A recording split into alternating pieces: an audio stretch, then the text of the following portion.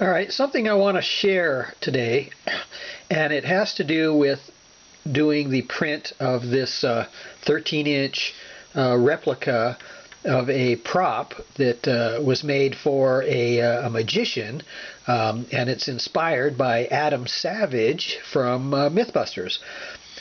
What I want to share is when I did the blade, it was done in two parts. Okay, the upper part here and the upper part there, okay, standing up as you see it.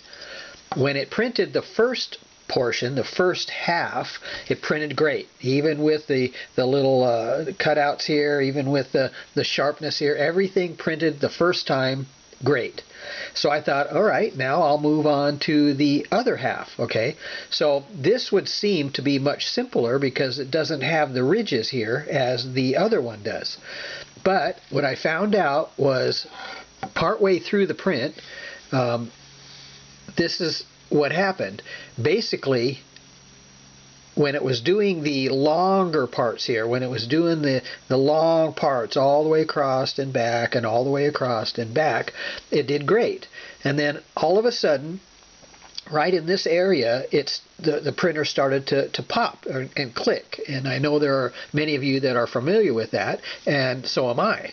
So I know in the past what caused it. And so while it was printing, it started to pop and click, and then the finish, the print here, started to get worse and worse.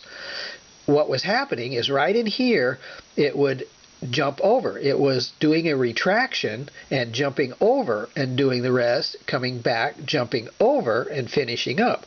So it was this area right in here that this other one did not do. When it was doing the other part here, it didn't do that. So something was different about the other half than this.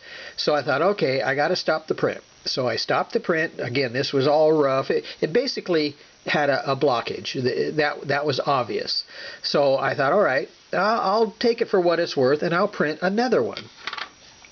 So I did another one, and this is what happened. Exactly the same thing. So while it was printing, while it was still printing, and I decided to look at what was actually happening, and I knew that there was a blockage. So what happens is, and I'm just passing this on, is that while it was retracting to go over here and finish this portion, retract, go over here and finish this portion. Okay, retract and go. So basically the retraction here, for whatever reason, needed to retract. Instead of going straight through and straight out, it actually would stop, retract, finish, and continue to do that. So at that point I thought, all right, that's the problem. So I looked at my retractions settings in the printer and found that it was set to 12 millimeters. And in other prints that was fine. It worked great. It did what it was supposed to do. But in this case, 12 seemed to be a bit high, way too high. So I went ahead and lowered it to, I think was either 6 or 7, and tried it again. This is the result. It finished great.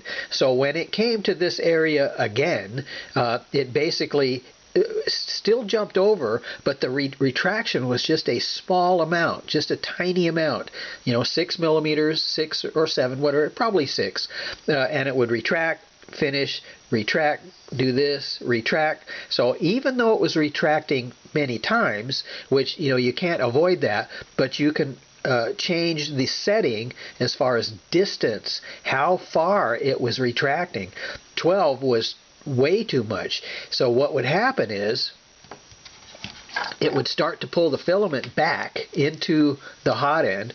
So this is a hot end, and basically the filament is being pushed. It is being forced through a hot nozzle. Okay, the hot nozzle is only hot because the block is hot.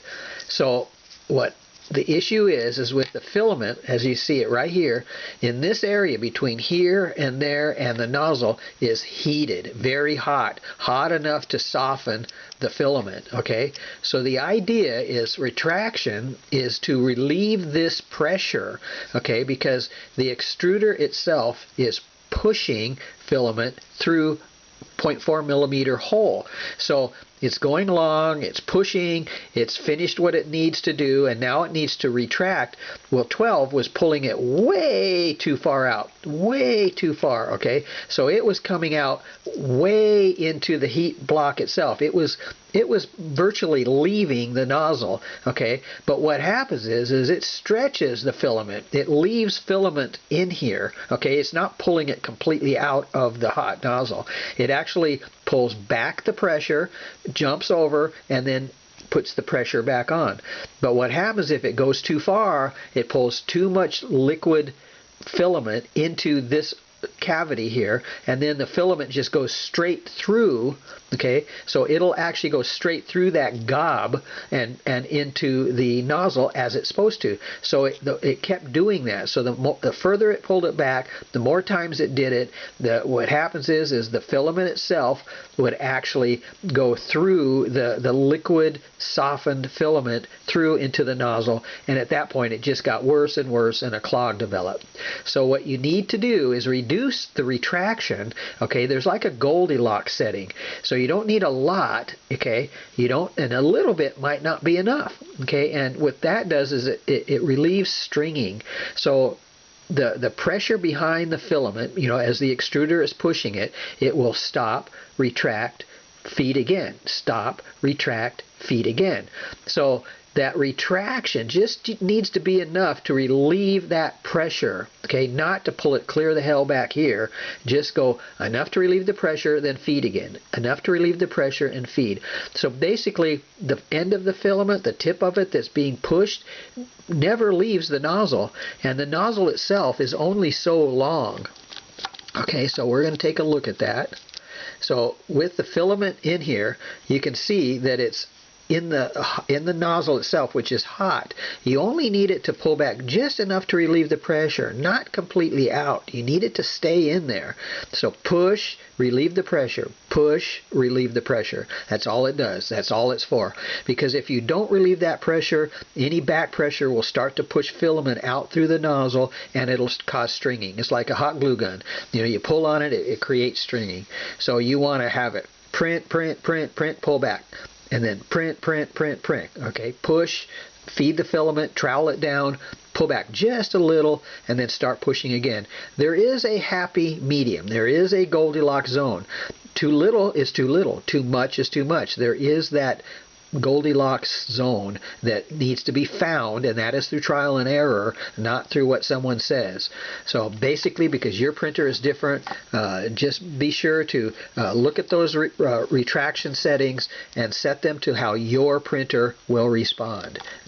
Nobody else's. Just let you know that retraction is good, but sometimes it's bad and will cause a blockage, as I found out here. And again, I've been printing for almost 5.5 years, so I know what retraction is. I know what the response is. I know how hot filament will react in a hot nozzle. All right, so there you go. Happy printing, and I hope this information was of some use to you. There you go.